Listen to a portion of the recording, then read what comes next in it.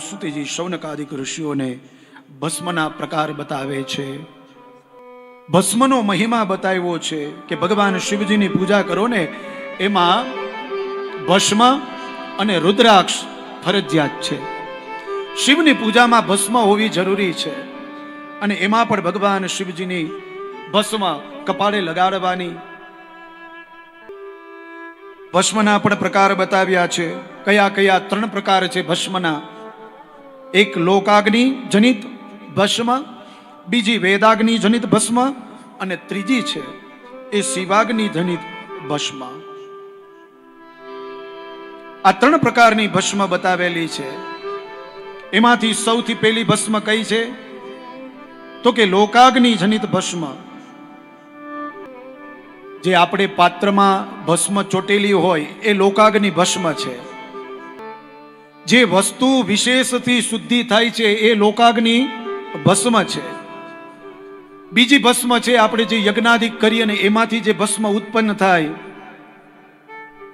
એ ભસ્મ, જેને કહેવાય વેદાગ્નિ ભસ્મ.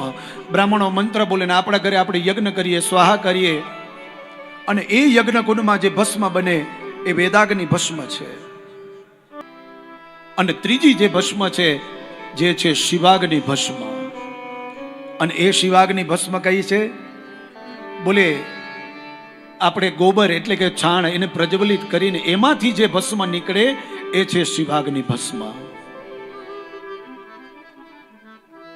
અને એ ભસ્મ ભગવાન આ 3 ભસ્મોને ભગવાન કપાળમાં મહાદેવ લગાડે છે, જેને આપણે કહીએ છીએ ત્રિપુંડ. શું કહેવાય? ત્રિપુંડ. 3 પુંડ. એમાં 3 લીટા પડે, 1, 2 ને 3. 3 દેવોનો એમાં વાસ છે.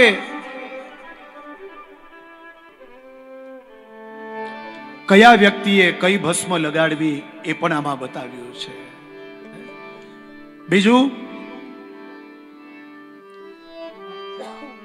તો કે આ ભસ્મ કઈ કઈ જગ્યાએ આપણે લગાડવી.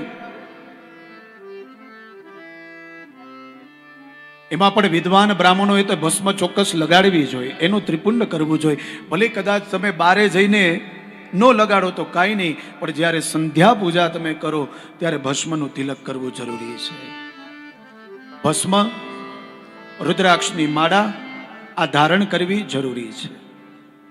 આ કરવાથી તમે શિવમય બની જાઓ છો. શિવમય બનવા માટે અને શિવજીની પૂજા કરવા માટે ભસ્મ ખૂબ જરૂરી છે.